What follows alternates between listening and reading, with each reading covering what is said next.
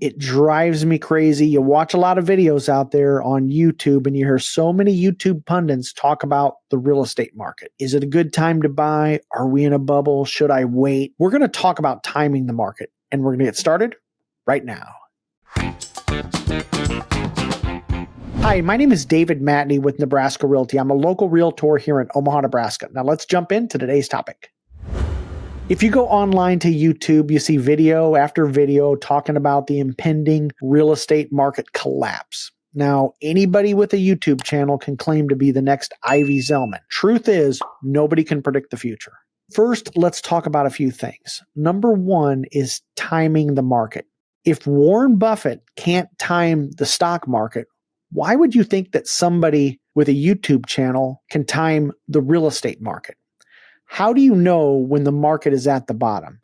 The only way you know the market is at the bottom is when the market has bottomed out and is on its way back up. Nobody knows where the bottom is. Second, what happens in Oakland, California, Phoenix, Arizona, or Boise, Idaho? What happens in their local market has little to no impact on the Omaha real estate market. That's like me gaining weight by watching someone else eat a taco. Now, real estate markets are local. You have to examine what's going on in the local market. What is the current inventory? Are jobs being created? Are jobs being lost? Now, it's true, local markets are affected by national events. That's true. Absolutely. Take, for example, interest rates. That affects the entire nation. Buying a home is a long-term decision. You should buy or sell a home based on your individual situation. Are you being transferred to a job in Kansas City? Well, in that case, hey, it's going to be a good time for you to sell because guess what? Unless you want a long commute, then hey, you're going to be a home seller. You basically have two choices. You can buy or you can rent. Now, it's going to boil down to two things. You have to live somewhere. It boils down to your time horizon and your financial situation. If you're in a temporary situation, then it's going to make complete sense to rent. Now, once in a while, I'll meet someone who may be a homeowner who thinks it might be better to sell and then rent. Okay, I think that strategy has some significant amount of risk to it. And let's say you plan to stay in the area. Ask yourself, do you think home prices will be higher or lower 10 years from now?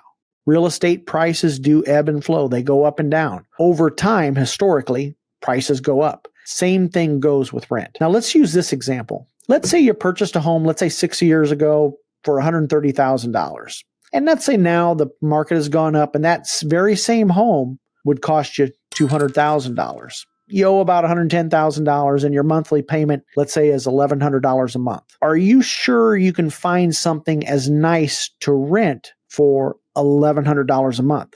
Before you sell, you should do some really in-depth window shopping as a potential tenant because you don't want to put yourself in a worse situation. Are you going to be able to find something as nice as a renter? The grass may not be greener on the other side of the fence. Now, some people are going to be governed by their financial situation. If you have bad credit, no savings, or let's say you just lost your job, you might not be able to buy a home. You could have the best buyer's market of your lifetime, but if you have an unstable job situation or no reserves, then it could be a horrible time to buy a home. Now, will you ever be in a perfect, ideal financial situation? Probably not. However, you want to be trending in the right direction. If you're in a hole financially, stop digging. It's not easy. It's no different than being overweight, okay? I did not eat one giant taco. It was always little tiny decisions over time.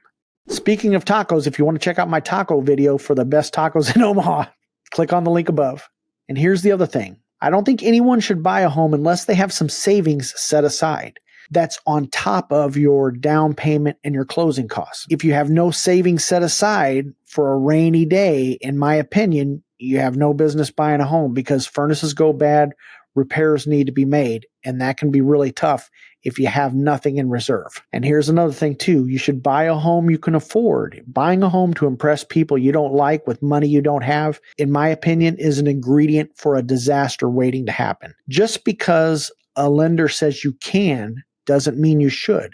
Your lender and your realtor are going to be long gone after you start making those payments. So you want to make sure you're comfortable with a payment that you can afford. Just because you're pre-approved for a $600,000 home doesn't mean you should go out and buy a $600,000 home. What happens if you lose your job? The more expensive the home, the more it costs to insure and the higher the taxes. If you're a first-time home buyer, if you're buying a less expensive home, you have to budget more for maintenance. It's like buying an older car. More stuff tends to break in an older car. So you want to make sure that you plan that in your budget. Now, if you're buying a home and let's say prices do go down, are they going to stay down? If you have a long-term horizon, you buy a quality home in a decent location, you're probably going to be just fine. Now, if you want to learn more about the buying process, hey, be sure to check out this video and you make it a great day.